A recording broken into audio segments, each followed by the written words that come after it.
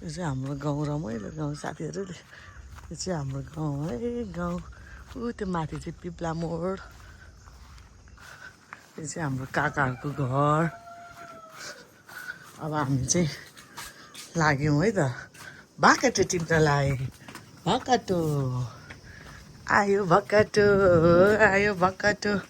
भकाटो टिप्नु हुनुहुन्छ हाम्रो बहिनी जुनु लामा के चाहिँ खानु तपाईँहरू एभोकाडो खानुहुने कि भकटो खानुहुने कि जे खाए पनि छ आम्मामालाई हेर्नुहोस् बहिनी एभोकाडोको बोट पनि छैन अस्ति नै है तपाईँलाई मिस लाग्छ लाग्दैन भकटो बहिनी कहाँको टिप्नु खै हेर्नु बहिनी ठुलो भने यहाँ देखाउनु अनि गएर उ त्यो ठुलो एउटा जालमा नफस्नु होला ल माकुरको जालमा हाम्रो बहिनीले चाहिँ भक्कट टिप्नु लाग्यो साथीहरू हो त्यही हो ठुलो अहिले हामीलाई एउटाले भयो पुग्यो हो कस्तो मिठो हुन्छ नि फेरि यहाँको भक्कटो लजाउनु भोलि पर्सि टिप्नुपर्छ साथीहरू कतिले हेर्नुहोस् आउनु छ भने आउनु होला लिनलाई यसलाई चाहिँ घरमा लगेर पखालेर मस्त काटेर हामी चाहिँ भकटो बनाउँछ साथीहरू ल भकटो पनि अलिक सानो छ यसलाई पखाल्नु पऱ्यो नि बाहिरबाट नै हुन त भित्र फोहोर जान्छ होइन भए पनि मनलाई सन्तोक क्या साथीहरू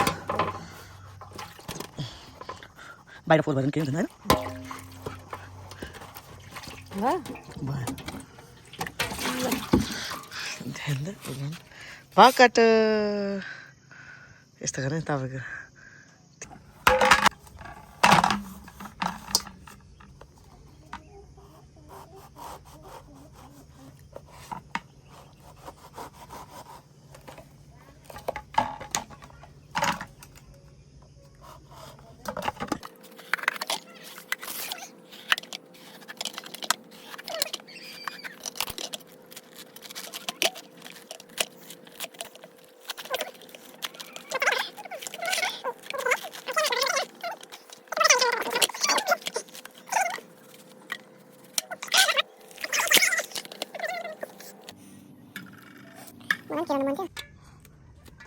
कस्तो आयो नि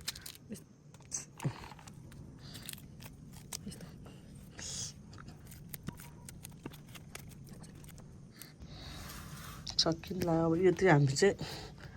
धेरै हुन्छ यो आधी चाहिँ नखाने यो चाहिँ आधी चाहिँ राख्ने भोलि मात्र खाने आधीको यत्रो भयो अनि ल पुर्छन् है साथीहरू हालिदिनुहोस् त्यति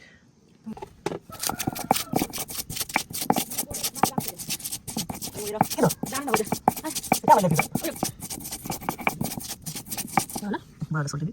पिरो होइन आहा मुखै बसेको साथी मेरो त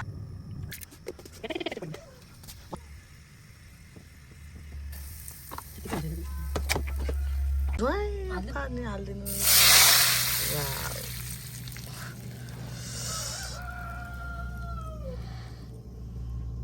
पनि कस्तो दामी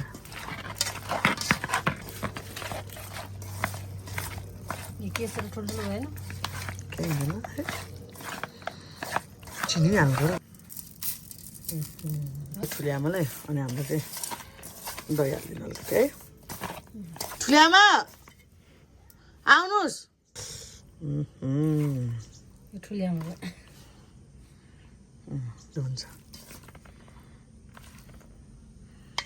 तपाईँलाई झिक्नु है अहिले हाल्नु हुन्छ हामी चाहिँ दही हाल्नु होला भयो हामी चाहिँ नहाल्ने पार्टी पुग्यो है दही धेरै हुँदैन है के पुगेन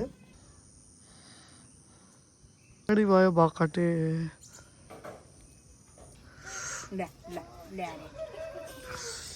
वाह यस्तो बुहारी कहाँ पाउने यस्तो मिठो मिठो बनाएर